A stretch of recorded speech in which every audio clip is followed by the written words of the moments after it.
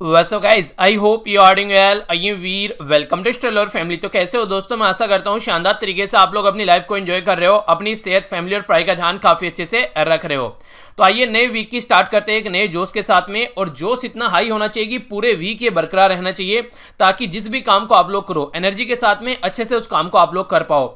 हर एक दिन आप लोगों को एक नई अपॉर्चुनिटी देता है एक शानदार तरीके से दिन को स्टार्ट करने की।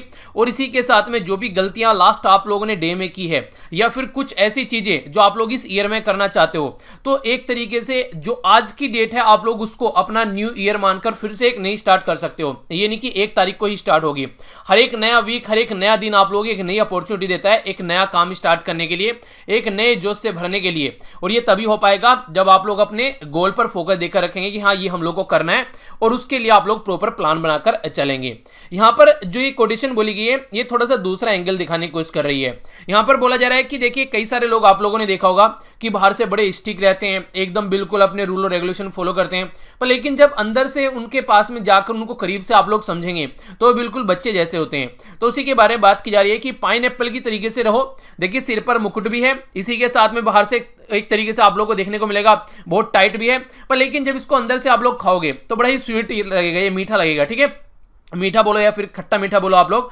तो एक तरीके से इस तरीके से आप लोगों को दुनिया में रहना है, यानी कि अपने रूल और रेगुलेशन भी फॉलो करो, अपनी लाइफ को अच्छे से एंजॉय करो, और एक तरीके से सॉफ्ट हार्ट भी रखो। एक अपना एक हार्ट में एक ऐसा कॉर्नर रखो जो दूसरे की हेल्प करने के लिए भी तैयार रहे। तो इस तरीके से अगर लाइफ को लीड कर कर आप लोग चलोगे तो लाइफ में बहुत सही पोजीशन पर पहुंचोगे। और देखिए, यही एक लीडरशिप की क्वालिटी होती है, जहां पर प्रॉब्लम रहे वहां पर बिल्कुल अपने आप को इस तरीके से रखना है कि हाँ प्रॉब्लम का सोल्यूशन निकालना ही निकालना है। ठीक है, पर लेकिन ये नहीं कि हर टाइम लीडरशिप के जोन में रहना है। बच्चों के साथ में बच्चे भी बनकर रहिए, बड़ों के साथ में बड़ों की तरीके से रहिए, और नॉर्मल भाषा में बोलूं तो आप लोग गांधी जी की तरीके से रहिए, अमीरों में अमीरों की तरह और गरीबों में गरीबों की तरह। तो इस तरीके से अगर आप लोग रहना एक बार सीख गए तो फिर आप लोगों को टेंशन कभी नहीं होगी और नॉर्मल तरीके से अपनी लाइफ को लीड कर पाओगे। आज जो आप लोगों का मैप बेस्ड क्वेश्चन है, ये है बलखस लेक। जाकर इसको मैप पे निहारेगा कहां पर ये लोकेटेड है, फिर इसके बारे में हम लोग डिस्कस करेंगे।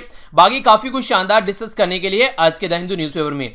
तो आइए सबसे पहले एक बार आर्टिकल्स देख लेते हैं जो हम लोग को डिस्कस करने हैं, इसके बाद में फिर हम लोग आगे बढ़ेंगे। ये हैं आर्टिकल्स आप लोगों के सामने यहाँ पर, ये आप लोग देखिए। तो ये जो आर्टिकल हैं, कुछ आर्टिकल काफी इंपॉर्टेंट है और कुछ आर्टिकल कोरोना के ऊपर रिलेटेड आप लोगों को देखने को मिलेंगे। कुछ कोरोना का बैकग्राउंड रखते हुए हम लोग यहाँ पर डिस्कस करेंगे। ठीक है, तो इस तरीके से यहाँ पर बात की जा रही है। जो सबसे पहला आर्टिकल है यहाँ पर, आप लोगों को पता है कि आज 20 तारीख है और नए रूल और रेगुलेशन लाए गए हैं, जिसके बेस पर हमारी कंट्री को आप लोग बोल सकते हैं कि कुछ कुछ एरिया में ओपन करने की बात की जा रही है, क्योंकि ज्यादा लंबे समय तक चीजों को लॉकडाउन में नहीं रख सकते हैं। तो उसी के ऊपर एक एनालिसिस किया गया है, तो कुछ एक्स्ट्रा पॉइंट भी डिस्कस करूंगा जो कि आर्टिकल के अंदर नहीं है। इसी के साथ में यहां पर आईएमएफ के द्वारा अभी एक फोरकास्ट जारी किया गया था, जिसमें बोला गया था कि ऑल ओवर वर्ल्ड की कैसी इकोनॉमिक रहने वाली है, कैसी इकोनॉमी और कैसी कंडीशन बनने वाली है आगे आने वाले टाइम में। तो उसका पूरा एनालिसिस करेंगे अच्छे से, और कुछ रिकवर करने वाले पॉइंट भी बताऊंगा, और कुछ ऐसे पॉइंट होंगे जो कि यहां पर आर्टिकल में नहीं है पर पहले हम लोगों ने डिस्कस किए, तो उनको भी आप लोग यहां पर एक तरीके से रिवाइज कराऊंगा कि पोस्ट कोविड-19 कैसा वर्ल्ड ऑर्डर रहने वाला है। तो उसके ऊपर भी थोड़ा सा हम लोग नजर डालेंगे। यहां पर जो बात की जा रही है, ये एक अच्छी बात आप लोग यहां पर बोल सकते हैं कि कुछ समझाने की कोशिश की जा रही है। आज की डेट में हम लोग कोविड-19 को छोड़कर हिंदू मुस्लिम में ज्यादा लगे हुए हैं। आप लोगों को देखने को मिलेगा जहां पर भी ज्यादातर अगर कोई कमेंट कर देता है तो इस तरीके की एक्टिविटी देखने को मिलती है। इवन एक तरीके से कई सारे हॉस्पिटल, जैसे अभी मेरठ के अंदर एक हॉस्पिटल, उसने साफ साफ लिख दिया कि मुस्लिम को वो ट्रीटमेंट के लिए अलाउ नहीं करेंगे। तो ये ट्विटर पर ट्रेंड भी कर रहा था। तो ये ऐसी एक्टिविटी जो सोसाइटी में देखने को मिल रही है, इससे राइटर ये बोल रहे हैं कि कोविड-19 से फोकस हटकर हमारा अलग ही दुनिया में हम लोग चल पड़े हैं। और इसी का ये नतीजा है कि हमारी कंट्री में जो कल केस हैं वो अब तक के सबसे हाईएस्ट केस देखने को मिले कोविड-19 के। उसके ऊपर हम लोग अभी नजर डालेंगे। और एक और अच्छी बात बताने की कोशिश की जा रही है कि किन किन राज्य में केसेस कैसे कैसे आप लोगों को देखने को मिल रहे हैं, तो वो बातें हम लोग यहां पर समझेंगे। बाकी ये जो है यहां पर सबसे पहले तो बोला गया सोशल डिस्टेंसिंग बनाने के बारे में। देखिए, जब तक हम लोग नहीं सुधरेंगे, अपने पैटर्न को फॉलो नहीं करेंगे, रूल और रेगुलेशन जो भी बताए गए हैं, डिस्टेंस पर खड़े रहना है, जो भी यहां पर इसके बारे में अवेयरनेस फैलाई गई है कि हाँ कोई भी सामान लेकर आना है तो उसको अच्छे से धुलना है, खासकर जो घर में बुजुर्ग हैं उनसे थोड़ी डिस्टेंस बनाकर रखनी है। ये सारी चीजें इतनी बार हम लोग सुन चुके हैं कि सुन सुनकर हम लोग को इतनी नॉर्मल लग रही है कि कोई बड़ी बात नहीं है, जबकि ये एक तरीके से आप लोग बोल सकते हैं कि किसी भी इंसान की जान ले सकता है, पर लेकिन हम लोग उसको सीरियस नहीं ले रहे हैं। तो इसलिए यहां पर और ज्यादा केस हमारी कंट्री में देखने को मिल रहे हैं। अगर आगे यहां पर ये वाला आर्टिकल है, ये वाला आर्टिकल इंपॉर्टेंट नहीं है। यहां पर जो बात की जा रही है जम्मू एंड कश्मीर के बारे में बात की जा रही है। आप लोगों को पता है आप लोगों को जब देखा आप लोगों ने कि अगस्त के महीने में 2019 में, तब से लेके अब तक का जम्मू एंड कश्मीर के कई सारे लीडर को पकड़ रखा था, अब आराम आराम से उनको छोड़ा जा रहा है। पर इसी के साथ में आज की डेट में अगर आप लोग सिनेरियो देखोगे जम्मू एंड कश्मीर का, तो कंप्लीटली बदल चुका है। जो लीडर थे पॉलिटिकल पार्टी के वो अपनी जगह पर, एक लेकिन नए नए लीडर अब यहां पर निकल कर आ रहे हैं, क्योंकि जो मेन लीडर थे वो अब तक उनको एक तरीके से लॉकडाउन के चलते उनको छोड़ा गया, पहले से उनको बंदी बनाकर रखा गया था। तो अब यहां पर बोलने की कोशिश की जा रही है कि किस तरीके से जो पॉलिटिकल फील्ड जो है वो प्रिपेयर हो रहा है, एक नया political field Jammu and Kashmir के अंदर, क्योंकि कई सारी जो पॉलिटिकल पार्टी हैं ये भी गुहार लगा रही हैं कि आप लोग फिर से यहां पर स्टेट का दर्जा उसको दो। तो वही सारी बातें हैं कि किस तरीके से आगे जो जम्मू एंड कश्मीर की पॉलिटिक्स चलने वाली है। ये है मंडे को आर्टिकल आता है, जो एडिटर को लेटर लिखते हैं उनको रिप्लाई करते हैं, तो ये हमारे लिए इंपॉर्टेंट नहीं है। ठीक है, ये वाला जो आर्टिकल है यहां पर, ये वाला आप लोग देख सकते हैं, एक तरीके से बताने की कोशिश की जा रही है कि जिस तरीके से लॉकडाउन चल रहा है तो फिर कैसे चीजों को लेकर चलना है। ठीक है, तो वही बातें हैं सारी, तो कंबाइन कर जो इंपॉर्टेंट पॉइंट है वो डिस्कस करेंगे। ये यहां पर आप लोगों के सामने आज का कार्टून है और ये है डेटा पॉइंट। तो पहले आप लोग कार्टून देख लीजिए। कार्टून में यही बात की जा रही है कि जो लोग हैं आज के डेट में वो रूल और रेगुलेशन फॉलो नहीं कर रहे हैं। आज की डेट में एक मतलब कई सारी चीजें ऐसी वायरल भी हो रही हैं, आप लोगों ने देखे होंगे कई सारी पिक्चर, कि पुलिस जो है, पुलिस को ऐसे ट्रीट किया जा रहा है एक तरीके से जैसे वो अपने फायदे के लिए यहां पर ये काम कर रही है। पुलिस जो है हमारे फायदे के लिए वहां पर खड़ी हुई है, हम लोगों को इसीलिए रोका जा रहा है ताकि बीमारी हम लोगों तक नहीं लगे। पर लेकिन लोग जो है बच कर निकल रहे हैं, कोशिश कर रहे हैं कि पुलिस से बचा जाए किसी न किसी तरीके से। तो एक तरीके से अपने आप को कोविड-19 की चपेट में ले रहे हैं, ऐसा यहां पर दिखाने की कोशिश की जा रही है। तो ये हम लोगों को सोचना है कि हमारे लिए क्या सही है और क्या गलत है, और कितने हद तक हम लोगों को चीजों को किस लेवल में लेकर चलना है। बाकी ये आप लोगों के सामने कोरोना वायरस के केस आप लोग यहां पर देख लीजिए। ये इन्फेक्टेड लोग हैं आज के डेट में, तो 24 लाख लोग ऑल ओवर वर्ल्ड में इसकी वजह से इन्फेक्टेड हो चुके हैं, और 1,65,000 लोग इसकी भेंट चढ़ चुके हैं, जो कि आज के डेट में हमारे बीच में नहीं है। अच्छी बात यह कि 6,24,000 लोग वो हैं जो अब तक इससे निकलकर आ चुके हैं, यानी कि इनकी जान बच चुकी है। यूएसए के अंदर अगर हम लोग बात करेंगे यहां पर, तो 7,64,000 केस अकेले यूएसए के अंदर है, और 40,000 लोग, बहुत बड़ा नंबर होता है। 40,000 लोगों को अगर आप लोग कहीं पर ले जाकर अगर जलाने लगोगे, दफनाने लगोगे, तो इतना बड़ा एरिया चाहिएगा। आप लोग सोच सकते हो अगर 10 लाश को इस तरीके से रखा जाए, बॉडीज को, आप लोग सोचिए इस तरीके 40,000 बॉडीज आप लोग कहीं पर ले जाकर दफनानी है, सोचिए किस तरीके की कंडीशन बनेगी। तो ये उस तरीके से आप लोग सोचिए कहीं पर 100-150 आदमी रहते हैं तो लगता है भीड़ इकट्ठी हो गई है। तो कितने आदमी अकेले एक कंट्री में यहां पर जा चुके हैं। Spain, Italy, France, Germany, UK, और इंपॉर्टेंट है यहां पर तुर्की। अब तुर्की भी चाइना को क्रॉस कर ऊपर आ चुके हैं, यानी कि पहले यहां पर चाइना यहां पर इससे नीचे था, यानी कि तुर्की नीचे था, चाइना ऊपर था, और ऊपर ओनली यहां पर 6 कंट्री थी। अब 7 कंट्री यहां पर हो चुकी है, क्योंकि चाइना के अंदर की कोई भी इंफॉर्मेशन बाहर नहीं आ रही है। ईरान भी जल्दी ही यहां पर इसको क्रॉस करने वाला है। ऑल ओवर वर्ल्ड में सबसे ज्यादा केस यूएसए में है, दूसरे नंबर पर इटली में है, तीसरे पर स्पेन पे है, चौथे में फ्रांस में है, और छठे में यूके में है। और ये वो कंट्री है जिनमें यहां पर लोग जो है घूमने के लिए ललायत रहते हैं कि हाँ यार इन कंट्री में तो एक बार लाइफ में घूमना ही है। ये कंट्री आज के डेट में हब बनी हुई है कोरोना वायरस का। तो यही है, कई बार आप लोगों ने देखा होगा, अभी एक आर्टिकल पढ़ रहा था, तो वो एक हिंदी न्यूज़पेपर का था, हिंदी न्यूज़पेपर था, तो उसका आर्टिकल देख रहा था, तो ये बात बताई जा रही है कि उसमें पढ़े लिखे बेवकूफ़ निकले यहाँ पर जो लोग, जिस तरीके से यहाँ पर ये सिचुएशन देखने को मिल रही है। पर लेकिन वो एंगल भी अपनी जगह सही है, पर एक और दूसरा एंगल है जो मैं आप लोगों को दूसरे आर्टिकल में बताऊंगा। वो एंगल क्या है? वो एंगल आप लोग यहाँ पर ये बोल सकते हैं कि ये अमीर कंट्री है, ठीक है, तो इनके यहाँ पर फैसिलिटी अच्छी है, तो फैसिलिटी अच्छी है तो ये टेस्ट कर पा रहे हैं। अब टेस्ट कर पा रहे हैं तो ये आइडेंटिफाई कर पा रहे हैं कि हाँ इनके यहाँ पर ये लोग जो है ये बीमार है। अब ये सोचिए जैसे पाकिस्तान है, वहां पर टेस्ट ही नहीं हो पा रहे, तो इसका मतलब ये कि वहां पर कोरोना वायरस के केस नहीं है, नहीं, वहां पर और भी ज्यादा कोरोना वायरस के केस देखने को मिलेंगे। तो अमीर कंट्री का कंपेयर आप लोग कर सकते हैं हमारी कंट्री के जो अमीर राज्य हैं। आखिर हमारी कंट्री के अमीर राज्य में ही ये बीमारी ज्यादा क्यों देखने को मिल रही है? तो ये आप लोग देखिए, महाराष्ट्र, दिल्ली, गुजरात, तमिलनाडु, ये वो राज्य हैं जिनकी इकोनॉमी जो है वो काफी अच्छी मानी जाती है। आखिर यहीं पर केस ज्यादा क्यों है? यहां पर केस ज्यादा इसलिए क्योंकि इनके पास में टेस्टिंग फैसिलिटी है, ये लोगों का टेस्ट अच्छे से कर पा रहे हैं। ये बात अभी जो नेक्स्ट आर्टिकल है उसमें बोली गई है, यानी कि एक तरीके से ये जो चीजें आप लोगों को देखने को मिल रही है, जहां पर अमीर लोग हैं, अमीर देश हैं, वहां पर ज्यादा केस हैं, ऐसा मतलब नहीं है कि दूसरे एरिया में ज्यादा केस नहीं है। केस वहां पर भी हो सकते हैं, पर लेकिन वहां पर टेस्ट नहीं किया जा रहा अब तक लोगों को। कल में सबसे ज्यादा लगभग 2000 के करीब लोग कल में इन्फेक्टेड हो गए हमारी कंट्री में। और ये जो 2000 के लोग करीब जो इन्फेक्टेड हो रहे हैं, कहीं ना कहीं आप लोग इनको बोल सकते हैं कि ये लापरवाही है। तो आज के डेट में ये यहाँ पर 17,304 केस हमारी कंट्री में आ चुके हैं टोटल मिलाकर, ठीक है। इसी के साथ में ये 559 लोगों की जान अब तक जा जा चुकी है। अकेले महाराष्ट्र के अंदर 4200 केस हैं और 223 जो डेथ अकेले महाराष्ट्र के अंदर हो चुकी है। और ये सारे वो राज्य या यूनियन टेरिटरी है आप लोगों के सामने जहां 100 से ज्यादा केस हैं। ठीक है, जैसे बिहार में देखिए, आप लोगों को क्या लगता है बिहार में इतने कम केस है, जबकि माइग्रेंट वर्कर कितने सारे बिहार के इधर उधर जाते हैं, पर लेकिन अब तक लोगों को टेस्ट नहीं किया जा रहा है प्रॉपर वे में। तो ये एक बहुत बड़ी बात है, वरना केस जो है वो इससे भी ज्यादा हो सकते हैं, जो कि बात यहां पर अभी आर्टिकल में बताई जा रही है। आइए नजर डालते हैं एक एक कर पहला आर्टिकल यहां पर देखते हैं और उसमें चीजों को समझने की कोशिश करेंगे।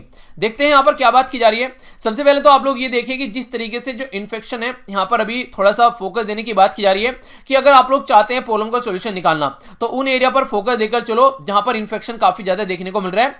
हॉट स्पॉट को बिल्कुल भी रियायत आप लोगों को नहीं देनी है। तो ये सबसे पहला तो इंपॉर्टेंट फैक्ट आप लोगों को ये याद रखना है। क्या क्या बातें समझाने की कोशिश की जा रही है। और हाँ, एक और इंपॉर्टेंट पॉइंट है यहां पर आर्टिकल के बीच में आप लोगों को देखने को मिलेगा। हालांकि आज की डेट में जो आईसीएमआर है, Indian council of medical research, वो जिस तरीके से फिगर प्रस्तुत कर रही है और हेल्थ मिनिस्ट्री जिस तरीके से फिगर प्रस्तुत कर रही है, तो दोनों में मिसमैच है। यानी कि एक बता रहा है इतने केस है और दूसरे बता रहा है इतने केस है। तो यहां पर कहीं ना कहीं कई बार यह भी देखने को मिलता है कि हेल्थ मिनिस्ट्री डेटा को छिपाती हुई भी नजर आती है इस पर्टिकुलर चीजों को जब बताने की कोशिश की जाती है। तो पिछले अगर आप लोग चीजों को उठाकर देखोगे, यहां पर जो बोला जा रहा है कि लॉकडाउन खुलेगा, थोड़ी रियायत दी जाएगी, तो 48 घंटे की साइकिल को यहां पर काउंट करने की कोशिश की जा रही है। अगर स्लोअर केस है, यहां पर निकलकर कम केस आ रहे हैं, तो 16% वर्सेस 28, तो सोचा जा रहा है कि हाँ भैया कम केस हो रहे हैं, तो थोड़ा सा उसको भी रियायत देने की कोशिश की जा रही है। पर लेकिन यहां पर हम लोग जिस तरीके से देख रहे हैं वो बात नहीं है। बोल रहा है कि अलग अलग राज्य की जो टेस्टिंग फैसिलिटी है वो अलग अलग है, तो उसके पॉइंट ऑफ व्यू से हम लोग को चीजों को देखना चाहिए, और वो चीज हम लोग इग्नोर कर रहे हैं। जैसे दिल्ली में अगर आप लोग बात करेंगे, कितने सारे लोग हैं दिल्ली में, तो दिल्ली में काफी सारे केस देखने को मिल रहे हैं। तो यहां पर राइटर बोले कि दिल्ली में जो पर मिलियन यानी कि 10 लाख पर जो टेस्टिंग फैसिलिटी है वो हाई है, अगर आप लोग उसको वेस्ट बंगाल के साथ में कंपेयर करोगे और मध्य प्रदेश के साथ में कंपेयर करोगे। यानी कि यहां पर लोगों का इतना टेस्ट नहीं हो पा रहा है जितना दिल्ली के अंदर टेस्ट हो पा रहा है, तो उनके पास में टेस्ट की फैसिलिटी अच्छी है। वेस्ट बंगाल और मध्य प्रदेश में टेस्ट की फैसिलिटी कम है। तो इसका मतलब ये नहीं है कि दिल्ली की बुरी हालत है, हो सकता है कि इन राज्यों की और भी ज्यादा बुरी हालत हो, पर लेकिन ये टेस्ट नहीं कर पा रहे हो। तो इस तरीके से आप लोग समझिए, केरला जो है अच्छे टेस्ट कर पा रहा है, क्वारंटीन में रख पा रहा है, ट्रीट कर पा रहा है लोगों को इफेक्टिवली, तो केरला की आप लोगों को एक अलग कंडीशन देखने को मिलेगी। पर लेकिन ये कंडीशन तो सेकेंडरी पार्ट हो गए ना। यहाँ पर पहले तो आप लोगों को यहाँ पर ये देखना है कि जो लोग हैं आज के डेट में, आप लोग कितनी सारी सिचुएशन को हैंडल करके चलना है, इकोनॉमिक कंडीशन को आप लोगों को रखना है, एक तरीके से लोगों की हेल्थ के ऊपर फोकस देना है। पर लेकिन सबसे ज्यादा प्रेफरेंस अगर हेल्थ पर आप लोग देकर नहीं चलोगे, तो फिर कैसे सिचुएशन को आप लोग हैंडल करोगे। तो जो राज्य है, इसका मतलब ये नहीं कि राज्य में ज्यादा पॉपुलेशन है और वहां पर आप लोग बोले कि इतनी सारी पॉपुलेशन होने के बाद भी इतने कम केस है, आप लोग उसको ये देखिए पर मिलियन पर कितने टेस्ट ये लोग कर पा रहे हैं। तो इसी तरीके से ही बात मैंने आप लोगों को यहां पर भी बोली कि जो अमीर राज्य हैं उन्हीं में केस ज्यादा देखने को मिल रहे हैं, ठीक है। पर लेकिन इसी तरीके से आप लोग कंपेयर करेंगे तो यहां पर अमीर कंट्री में केस ज्यादा देखने को मिल रहे हैं। तो ये हो सकता है कि दूसरी कंट्री जैसे पाकिस्तान हो गया, ईरान हो गया, ये तुर्की हो गया, जिनके अंदर और ज्यादा फैसिलिटी नहीं है चीजों को चेक करने की, वहां और भी ज्यादा प्रॉब्लम हो। कई बार ऐसी बात निकल कर आ रही है कि इसलिए भी दिखाने की कोशिश की जा रही है ताकि लोगों के अंदर अफरा तफरी न हो, तो वो भी बात बोलने की कोशिश की जा रही है। तो हाई जो इकोनॉमी है जैसे महाराष्ट्र, दिल्ली, तमिलनाडु, वहां केस ज्यादा देखने को मिल रहे हैं। और कल अकेले में यहां पर आईसीएमआर के द्वारा बोला गया कि 2154 नए केस आए सिंगल डे में, जो कि अब तक के सबसे हाईएस्ट केस बोल सकते हैं आप लोग, जो कि 18 तारीख को निकल कर आए।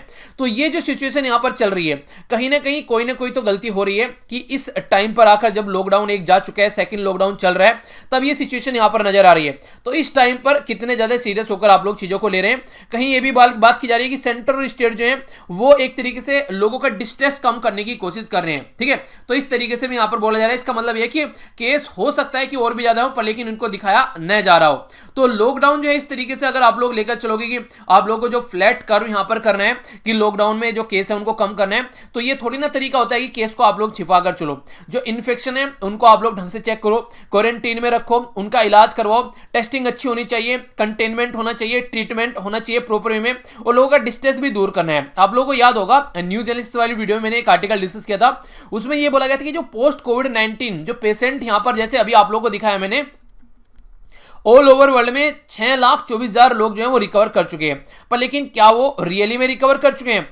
कोविड-19 से तो वो रिकवर कर चुके हैं, पर लेकिन एक अलग तरीके का मेंटल स्टेज देखने को मिल रहा है। उनके माइंड का बैलेंस बिगड़ चुका है इतने दिनों तक ऐसी सिचुएशन में रहकर, क्योंकि उनको ये लग रहा था कि उनकी जान जा चुकी है। और इसी के साथ में यहाँ पर अगर बात करेंगे तो कई सारे ऐसे भी लोग हैं जो चीजों को भूल भी रहे हैं यहाँ पर आज की डेट में इस सिचुएशन में रहते हुए, डिप्रेशन में जा रहे हैं यहाँ से निकलने के बाद में।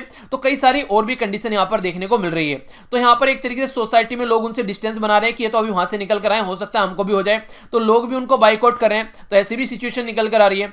तो ये जो चीजें हैं उसका हम लोग को एक अलग तरीके से मेजर्स लेकर चलने पड़ेंगे। लॉन्ग टर्म इफेक्ट आप लोग देखिए यहां पर, जिसको बोलते हैं कोरोना वायरस डिजीज के बारे में आप लोग बात करें तो ये उसका वायरस है जिसको बोलते हैं सीवियर एक्यूट रेस्पिरेटरी सिंड्रोम। कोविड-19 जो है यहां पर बेसिकली ये कोरोना वायरस हो गया 2 क्यों बोला गया? क्योंकि 1 ऑलरेडी पहले था। कब था? ये 2002 में था। 2002 में 1 चाइना के अंदर था ऑलरेडी। अब यहां पर ये 2 आ गया, तो यहां पर एक तरीके से दूसरा भी आ गया उसी कैटेगरी का, तो इसको 2 बोल दिया। बिल्कुल ऐसे समझिए जैसे वर्ल्ड वॉर पहले हुआ, फिर दूसरी बार वर्ल्ड वॉर सेकंड हो गया, तो जब दूसरा भी वर्ल्ड वॉर हो गया तो पहले वाली को पहले वर्ल्ड वॉर बोलते थे, फिर उसको वर्ल्ड वॉर फर्स्ट बोल दिया, क्योंकि डिफरेंशिएट तो करना पड़ेगा। इसी तरीके से इसको कोरोना वायरस 2 बोल दिया यहां पर। तो ये कंडीशन ये दिखा रही है कि आप लोग जो है जो स्ट्रेटजी लेकर चलना है प्रॉपर वे में, वो चीजें ढंग से फोकस करके चलोगे तभी सिचुएशन को यहां पर हैंडल कर पाओगे। आज की डेट में अगर एक बात आप लोग ये देखिए कि जो इनएडुकेट जो पब्लिक हेल्थ है वो कहीं ना कहीं दिखा दी यहां पर कोरोना की आप लोगों की जो हेल्थ सर्विस है वो कितनी अच्छी है। यानी कि मोटे मोटे शब्दों में या फिर थोड़े से तीखे शब्दों में बोलूं तो सारी कंट्री को उनकी हेल्थ सिस्टम और हमारी कंट्री के जो राज्य हैं अलग अलग, उनकी हेल्थ सिस्टम में उनकी औकात दिखाती कि आप लोग की औकात क्या है, कहां पर आप लोग खड़े हुए हैं। तो ये सिचुएशन दिखा दी। तो अब यहां से कैसे आप लोग मेजर्स लेकर चल रहे हो, कैसे टैकल करके चलोगे, इस तरीके से कई सारे लोग तो ऐसे हैं कि एक तरीके से स्टिग्मा नहीं लगा देते हैं। कैसे आप लोग जैसे कि एड्स के बारे में बोलते हैं कि इस इंसान को छूना मत, एड्स हो जाएगा, तो छूने से किसी को एड्स नहीं फैलता है, ठीक है। तो यहां पर ऐसे ही स्टिग्माइजेशन किया जाता है, कई बार बीमारियों का अलग अलग र्यूमर फैलाए जाते हैं और जीनोफोबिया भी देखने को मिलता है। जीनोफोबिया बोलते हैं किसी बाहर के इंसान से डर। तो एक नया ही पैटर्न यहां पर आप लोगों को देखने को मिलेगा। जिस तरीके से ट्रीटमेंट अगर करके कोई लोग आ रहे हैं तो उनको कैसे ट्रीट किया जा रहा है, तो वो भी बातें यहां पर बताने की कोशिश की जा रही है। और कैसा यहां पर हेल्थ सिस्टम है उसके बारे में बात की जा रही है। यानी कि कहने का मतलब यहां पर यह है कि आज की डेट में आप लोगों को एक अलग लेवल पर काम करना पड़ेगा। कैसे मेजर्स आप लोग लेकर चल रहे हो, लोग किस तरीके से क्वारंटीन में क्या रह रहे हैं यहां पर प्रॉपर में, आप लोग उनका कैसे सर्विलेंस कर रहे हो। अगर इस तरीके का पैटर्न आप लोग लेकर चलोगे तो ही सिचुएशन को हैंडल कर पाओगे यहां पर। बाकी ये कुछ ऐसी चीजें जिनमें कुछ रियायत बरती गई, जिसके बारे में मैंने आप लोगों को बोला था कि सेंटर के द्वारा रिवाइज की गई गाइडलाइन 20 तारीख से लिए, जिसमें डिफेंस, सेंट्रल आर्म फोर्स या फिर फोर्स जो है यहाँ पर हेल्थ एंड फैमिली वेलफेयर के जो लोग हैं, डिजास्टर मैनेजमेंट वाले हैं, आईएमडी इंडियन मेट्रोलॉजिकल डिपार्टमेंट या फिर national informatics centre, food corporation of India, Nehru युवा केंद्र एंड कस्टम्स, तो ये सारे जो चीजें हैं इनको रियायत दी जाएगी, इनको फुल फंक्शन कर दिया जाएगा बिना किसी रिस्ट्रिक्शन के, क्योंकि ये सिचुएशन को हैंडल करने का काम करते हैं। बाकी जो भी काम किए जाएंगे वो आज की डेट में जो डिप्टी सेक्रेटरी या फिर उससे अबोव लेवल के जो लोग होंगे वो सिचुएशन को हैंडल करेंगे। आईटी सेक्टर को पार्शियली इनेबल किया जा रहा है, पर लेकिन जो रिक्वायरमेंट की चीजें, जो इसेंशियल चीजें वही यहां पर अवेलेबल रहेंगी। MGNREGA यानी कि Mahatma Gandhi national rural employment guarantee scheme, उसके लिए भी यहां पर चीजों को ओपन किया जा रहा है। पर लेकिन लोग अगर काम करेंगे वहां पर तो सोशल डिस्टेंसिंग बनाकर रखना है और इसी के साथ में मास्क वगैरह का भी यूज करके यहां पर चलना है। बाकी इसी के साथ में यहां पर अगर बोला जा रहा है कि जो ई कॉमर्स जो फिल्म्स हैं, यानी कि जो ऑनलाइन चीजों को बेचते हैं, वो यहां पर नॉन एसेंशियल चीजों को सप्लाई नहीं कर पाएंगे, यानी कि कुछ भी बेचे जा रहे हैं। वहां पर जो रिक्वायरमेंट है, यहां पर जो चीजें प्रेजेंट टाइम में डे बाय डे की, उन्हीं चीजों को यहां पर ये बेच पाएंगे, ऐसी बातें यहां पर बोली जा रही है, ठीक है। तो उसके लिए गाइडलाइन यहां पर जारी की जा रही है। इसी के साथ में नेक्स्ट अगर आप लोग बात करते हैं तो स्टेट को बोला गया कि वो डिजास्टर मैनेजमेंट एक्ट 2005 वाला जो है उसके हिसाब से चीजों को फॉलो करके चले सिचुएशन को हैंडल करने के लिए। कोई भी ऐसा चीजें नहीं होगी ताकि जो सिचुएशन को और ज्यादा बेकार कर चल सके। मिनिस्ट्री ऑफ होम अफेयर के द्वारा गाइडलाइन इश्यू की गई है movement of the migrant worker, जो लेबर है विद इन द स्टेट, उनके बारे में, यानी कि विद इन द स्टेट की बात की जा रही है। अब आउटसाइड स्टेट का होगा वो कंडीशन देखने को मिलेगी। गोवा यहां पर कंप्लीटली फ्री बोला जा रहा है कि कोविड-19 से कंप्लीटली फ्री है। सेंटर के द्वारा फ्लाइट बुकिंग वगैरह जो है उनको भी यहां पर बिल्कुल रोक दिया गया। नो रिलैक्सेशन इन लॉकडाउन से केजरीवाल, यानी कि केजरीवाल साहब के द्वारा बोला गया कि कोई भी रिलैक्सेशन लॉकडाउन में नहीं दिया जाएगा। तो ये भी कंडीशन आप लोग यहां पर देख सकते हैं, यानी कि जो हॉट स्पॉट बने हुए हैं वहां पर कोई रिलैक्सेशन देने की बात नहीं की जा रही है। एक और इंपॉर्टेंट फैक्ट है जो कि आप लोगों को भी थोड़ा सा ध्यान रखना है, जो लोग आज के डेट में इन्फेक्टेड हैं, बीमार हैं, वो लोग कोई भी यहां पर जानवरों को ये चीजें न शेयर करें। हो सकता है कि यहां पर जो चीजों को शेयर कर रहे हैं वो पर्टिकुलर इन्फेक्टेड लोग हो, तो हो सकता है कि जानवरों के अंदर भी ये चीज फैलने लगे, तो उस टाइम पर जो सिचुएशन है वो बड़ी ही खतरनाक हो जाएगी। तो ये भी एक सजेशन यहां पर देने की कोशिश की जा रही है, ठीक है। तो इसके बारे में भी आप लोग आइडिया रख सकते हैं। नेक्स्ट आर्टिकल देखते हैं, उससे पहले आप लोगों के सामने क्वेश्चन भी यहां पर कि आफ्टर आईएमएफ के द्वारा जो रिवाइज किया गया प्रोजेक्शन, तो इंडिया को एक प्रॉपर प्लान लेकर चलना चाहिए। वो नहीं कहते कि हर प्रॉब्लम के लिए तैयार रहना, बिल्कुल ऐसे ही है जैसे कि अब मान लीजिए जैसे प्रीलिम्स आप लोगों के आने वाले हैं, ठीक है। अगर कोई भी एग्जाम आने वाला है, जो भी आप लोगों के एग्जाम रुके हुए हैं, जिस भी एग्जाम की आप लोग तैयारी करें, तो कई सारे लोग ऐसे होंगे कि यार उसको पोस्टपोन किया जाएगा, ठीक है। कई सारे लोग ऐसे होंगे नहीं उसी डेट में होगा। अब यहां पर जो दो कैटेगरी में लोग बच गए हैं, एक तो वो है कि जिनको लग रहा है कि इसको पोस्टपोन किया जाएगा, वो मजे में सो रहे हैं, मजे में उठ रहे हैं और लाइफ को फुल एंजॉय कर रहे हैं। एक वो है जिनको लग रहा है इसी डेट में होगा, वो प्रॉपर वे में पढ़ रहे हैं और चीजों को अपना फॉलो करके चल रहे हैं, प्रैक्टिस कर रहे हैं और रिविजन कर रहे हैं। अब मान लीजिए कल को एग्जाम इसी डेट पर हो जाता है, ठीक है, तो यहां पर जो पहले वाले हैं वो तो डूब गए, और अगर आगे भी पोस्टपोन इसको होता है तो तब भी ये वाले लोगों का ही सिलेक्शन होगा। क्यों? क्योंकि इनको और टाइम मिल गया रिवीजन करने का, अच्छे से प्रैक्टिस करने का। ये तो उस टाइम पर एंजॉय कर रहे थे, तो आप लोगों को भी ये चीजें ध्यान में रख के चलनी है। इसी के साथ में नेक्स्ट जो बातें बोली जा रही है कि यही बात बोली जा रही है कि हमको वर्ष सिनेरियो के लिए अपने आप को तैयार लेके चलना है, हमारी कंट्री में योजना उसी हिसाब से बनानी है, वर्ष कंडीशन को ध्यान में रखते हुए। तो इसी के बारे में आप लोगों को यहां पर कमेंट करना है। तो आईएमएफ के द्वारा यहां पर जो अभी बातें बताई गई है, पहले उसके ऊपर आप लोग नजर डाल लीजिए। सबसे पहले तो एक रिपोर्ट का नाम आप लोगों को याद रखना है, क्वेश्चन बन जाएगा डायरेक्ट प्रीलिम्स में। इसको बोलते हैं वर्ल्ड इकोनॉमिक आउटलुक। तो वर्ल्ड इकोनॉमिक आउटलुक, और ये क्वेश्चन पहले पूछा जा चुका है, ये रिपोर्ट किसके द्वारा तैयार की जाती है? तो आईएमएफ, जिसको बोलते हैं इंटरनेशनल मॉनेटरी फंड, इसके द्वारा तैयार की जाती है। इसके द्वारा बोला गया कि वर्ल्ड की इकोनॉमी जो है वो 3% तक कॉन्ट्रैक्ट करने वाली है, और हमारी कंट्री की जो इकोनॉमी है वो यहां पर एक तरीके से रिबाउंड करेगी 2021 में। तो बोला जा रहा है 7.4% रहने वाली है, पर फिलहाल 1.9% रहने वाली है 2020 के लिए, जो कि काफी नीचे आ चुकी है। वर्ल्ड इकोनॉमी का जो प्रोजेक्शन है यहां पर वो बोला जा रहा है कि 5.8 से बढ़ने वाली है 2021 में, पर फिलहाल अभी काफी डाउन ये रहने वाली है। अगर ऑल ओवर वर्ल्ड की हम लोग बात करते हैं तो 9 ट्रिलियन के करीब यहां पर बोला जा रहा है कि एक तरीके से लॉस होने वाला है वर्ल्ड को। हमारी कंट्री की इकोनॉमी लगभग 3 ट्रिलियन आप लोग बोल सकते हैं मोटे मोटे तौर पर, 2.9 के करीब या 3 ट्रिलियन, ठीक है। हमारी कंट्री की इकोनॉमी का 3 गुना अगर आप लोग इसको मल्टीप्लाई करो, उतना लॉस हो चुका है वर्ल्ड का इस कोविड-19 की वजह से, या फिर होने वाला है आने वाले टाइम में, और अभी कुछ बता नहीं सकते।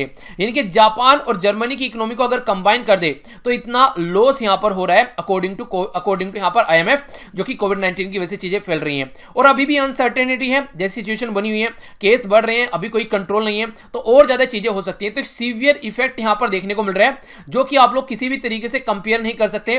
2008-9 का जो फाइनेंशियल क्राइसिस था उससे तो बहुत ज्यादा ये टफ चीजें हो चुकी हैं। चाइना अभी फिलहाल 1.2 और आने वाले टाइम में 9.2 की बात की जा रही है जो बढ़ने वाला है, पर लेकिन एक्सट्रीम अनसर्टेनिटी है, अभी कुछ भी प्रॉपर वे में बोलना सही नहीं होगा कि ये चीजें होने वाली है, ये चीजें नहीं होने वाली है। ग्रेट लॉकडाउन की वजह से ऑल ओवर वर्ल्ड में चीजें रुक चुकी हैं, तो अभी यहां पर इकोनॉमिक कैसे होगी अभी उसके बारे में एक तरीके से एग्जैक्ट तो बता नहीं सकते, पर फिर भी एक एनालिसिस यहां पर किया गया आईएमएफ के द्वारा। आईएमएफ के द्वारा जो यहां पर एनालिसिस किया गया उसमें ऑल ओवर वर्ल्ड में, एक तो आप लोगों को पता ही है कि लॉकडाउन लगा हुआ है, तो अभी जो क्राइसिस है वो ऐसा बोला जा रहा है कि वो किसी और क्राइसिस के साथ में कंपेयर करने लायक ही नहीं है। यानी कि आप लोग बोलो कि यहां पर 2007-8 के क्राइसिस के साथ में कंपेयर कर सकते हैं, या ये 1930 के साथ में कई बार कंपेयर करने लगते हैं, तो ये अलग चीज थी, ये बिल्कुल अलग चीज है, इनके साथ में आप लोग कंपेयर नहीं कर सकते हैं। फोरकास्ट जो की जा रही है यहां पर बोला जा रहा है कि ग्रेट डिप्रेशन 1930 का आईएमएफ के द्वारा यहां पर एक तरीके से 6.3% के करीब यहां पर जो पॉइंट है वो यहां पर ग्रोथ कम कर दी गई है, यानी कि 3% के करीब जो आज की डेट में बोला गया है ग्रोथ रहने वाली है, जो कि 3.3% यहां पर नॉर्मली थी। अगर बात करें यहां पर 2009 के कंपेयर में, तो उस टाइम पर 0.1% वर्ल्ड की इकोनॉमी घटी थी, और यहां पर यहां पर कितनी घट चुकी है, 0.3% वर्ल्ड की इकोनॉमी घट चुकी है। तो 2008-9 की तो क्राइसिस से बहुत आगे हम लोग पहुंच चुके हैं। चाइना का जो फोरकास्ट किया जा रहा है वो 1.2 के करीब यहां पर किया जा रहा है, तो ये अलग तरीके से पहले बोला जाता है अच्छा खासा रहने वाला है, पर लेकिन इंडस्ट्रियल प्रोडक्शन, रिटेल सेल और फिक्स्ड एसेट्स जो इन्वेस्टमेंट है उसके बेस पर इसको फिर से रिवाइज किया गया है। एनुअल जो एशिया की, अगर फिर भी आप लोग एनुअल जो एक्सपेंशन देखोगे एशिया का, तो चाइना का फिर भी यहां पर सबसे ज्यादा आप लोगों को देखने को मिलेगा। फिर भी ऑप्टिमिस्टिक जो चीजें हैं वो बढ़ती नजर आ रही है। तो अब देखने वाली कंडीशन ये है कि किस तरीके से हम लोग इसको लेकर चलेंगे, क्योंकि एक साइड में तो एक ही अकेला कंट्री में लगा हुआ है, एक साइड में ये कि सारे मिलकर काम कर रहे हैं। तो आईएमएफ के द्वारा जो कट किया गया यहां पर प्रोजेक्शन, उसमें यही बात बोली जा रही है कि एक तरीके से मिलकर अगर काम करेंगे तो सिचुएशन संभल सकती है। क्योंकि अगर इंडिया की आप लोग बात करते हैं तो इंडिया की फोरकास्ट 5.8 पर बोली गई थी, अब 1.9 इसको बोल दिया गया है। अब यहां पर जो पेंडेमिक है ये बिल्कुल ऐसे ही है जैसे कि आप लोग बोल सकते हैं अगर आप लोगों ने प्रिपरेशन कर ली है स्टार्टिंग के फेज में तो सेकंड फेज में आप लोगों को उसकी सहायता मिलेगी, आप लोग अच्छे से और रिवीजन कर आगे बढ़ पाओगे। अगर फर्स्ट फेज में आप लोग का डिजास्टर हो गया तो सेकंड फेज में आप लोग पढ़ ही पाओगे, रिवीजन नहीं कर पाओगे। तो इसलिए बोला जाता है कि स्टार्टिंग के 6 महीने दबाकर इंसान को पढ़ना चाहिए।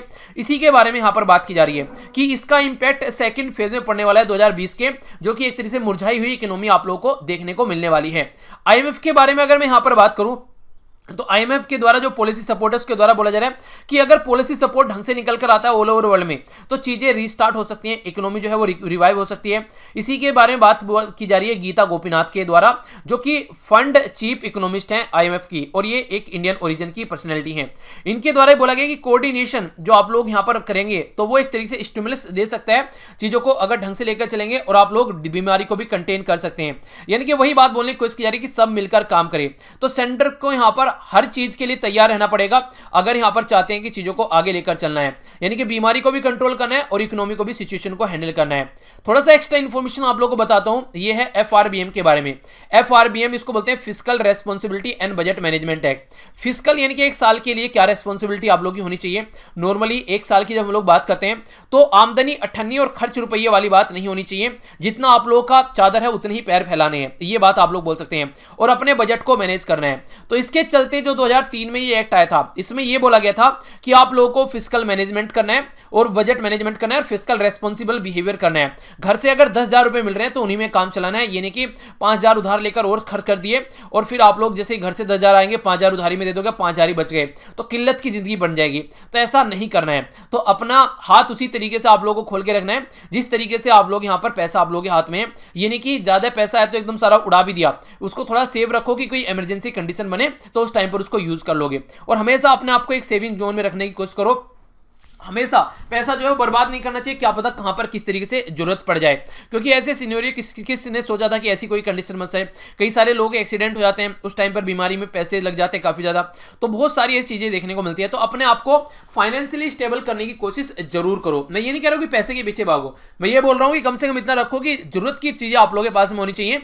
एक मान लीजिए घर में एक बाइक वगैरह हो या फिर गाड़ी वगैरह हो, रहने के लायक घर हो, खाने के लिए टाइम पर आप लोगों को प्रॉपर खाना मिल रहा हो, पहनने के लिए अच्छे कपड़े हो, तो कम से कम एक इतनी नीड तो होनी चाहिए। यानी कि अब एक हवाई जहाज खरीद रहे हैं और पता नहीं क्या खरीद रखा है, तो उस तरीके की बात की जा रही है। तो एक तरीके से फिस्कल रेस्पॉन्सिबिलिटी और बजट मैनेजमेंट आप लोगों की लाइफ में भी होना चाहिए, जिस तरीके से आप लोग के मम्मी पापा चीजों को मैनेज करके चलते हैं। ठीक है, मेन पर्पज जो था वो कि फिस्कल डेफिसिट जो 3% रखना 2008 में, पर लेकिन 2008 में कंडीशन खराब हो गई। 7-8 में जो फाइनेंशियल क्राइसिस आया उसके बाद में फिर आगे चलकर चीजों को बोला गया हैंडल करना है 2011 में, पर लेकिन चीजें जो है वो टैकल नहीं हो पाई।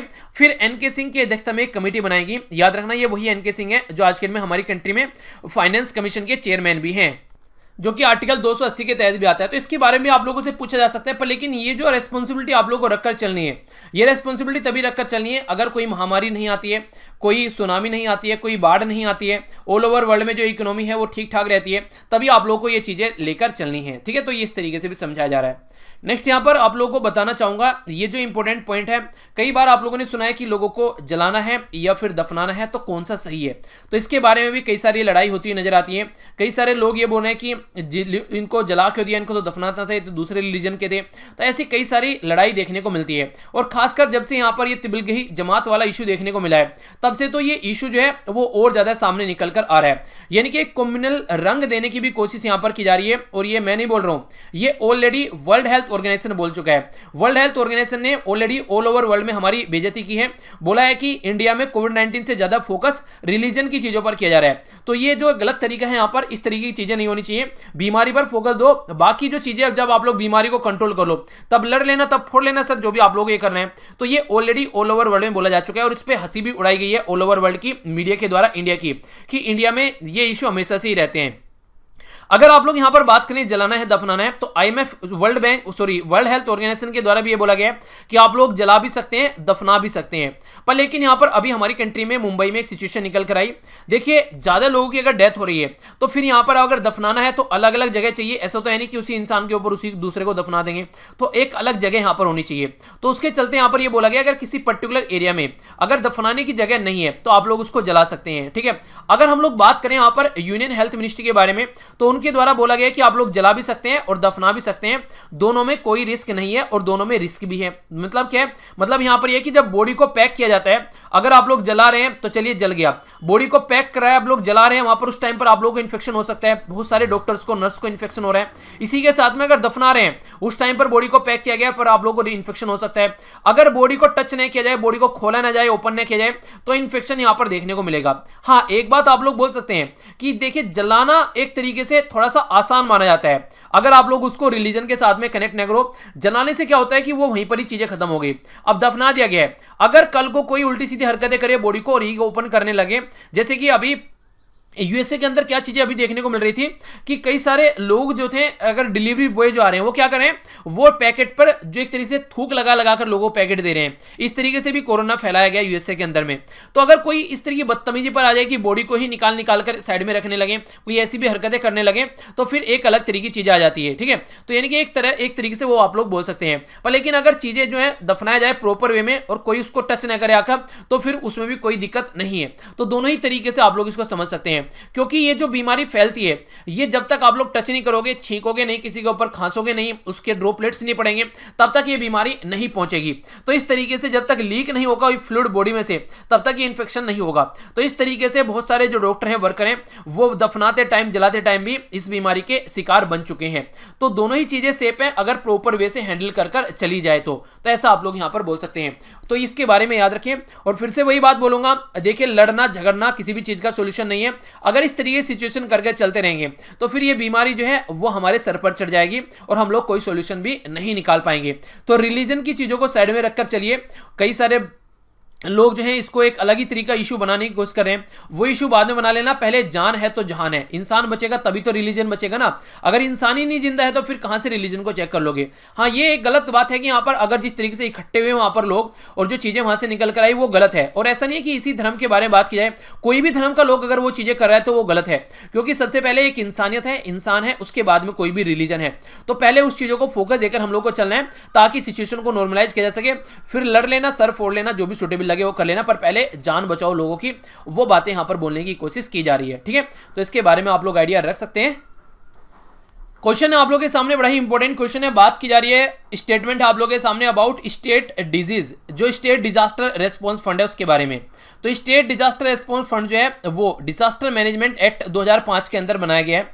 दूसरा बोला जाए स्टेट डिजास्टर रेस्पॉन्स फंड जो है ये यहाँ पर जो सेंटर रिलीज करता है fund as per the recommendation of NITI Aayog. तो नीति आयोग जो रिकमेंड करता है उसके हिसाब से यहाँ पर ये स्टेट के लिए डिजास्टर फंड रिलीज करता है सेंटर।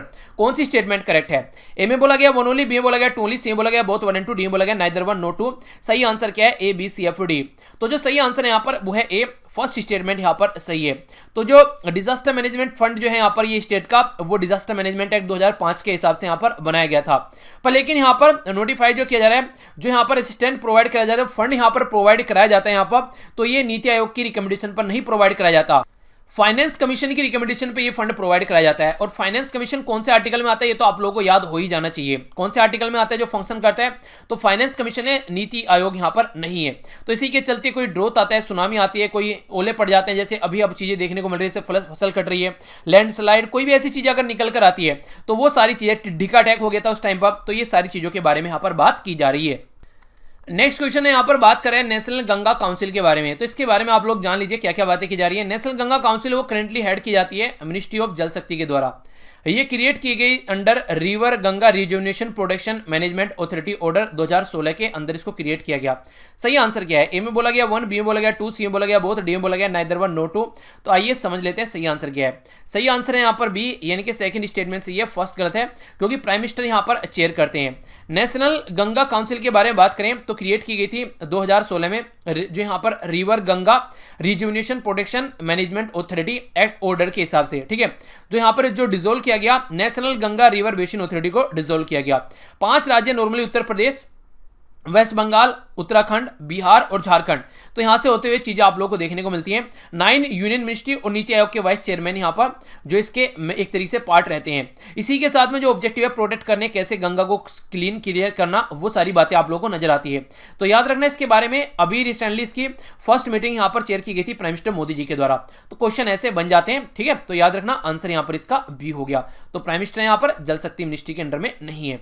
तो ये था टोटल आज का डिस्कशन। आई होप कि आप लोगों ने एंजॉय किया होगा। लेक्चर तभी लाइक और शेयर कीजिए अगर आप लोगों को पसंद आता है और कुछ नया सीखने को मिला है। अगर नया सीखने को नहीं मिला है और लाइक तो आप लोगों को पसंद भी नहीं है, तो ना तो लाइक करना है और ना ही शेयर करना है, और जरूर बताना है कि अगर कुछ इंप्रूवमेंट आप लोगों को यहां पर चाहिए तो। बाकी यहां से जाकर पीडीएफ डाउनलोड कर सकते हैं। टेलीग्राम पर सारी चीजें एक जगह इकट्ठे मिल जाती हैं। यहां पर लगभग 1,09,000 के करीब मेंबर यहां पर जुड़ चुके हैं, तो आप लोग भी इसका पार्ट बन सकते हैं अगर आप लोग चाहे तो। नेक्स्ट यहां पर भी आप लोग कनेक्ट रह सकते हैं। सोशल मीडिया हैंडल है, यहां पे भी कई सारी चीजें शेयर की जाती हैं जो कि एग्जाम के लिए फायदेमंद है। आंसर लिखने के लिए ग्रुप जरूर ज्वाइन कर लीजिए, उसका लिंक भी वीडियो के नीचे मिल जाएगा। तो सारे लिंक वीडियो के नीचे हैं। तो किसी को टाइम मिले तो हेल्प जरूर कीजिए, आप लोग काफी अच्छा लगेगा। मिलता हूं नेक्स्ट लेक्चर में। बड़ों को नमस्ते, छोटों को प्यार, छोटी सी लाइफ एंजॉय करा। तब तक के लिए जय हिंद।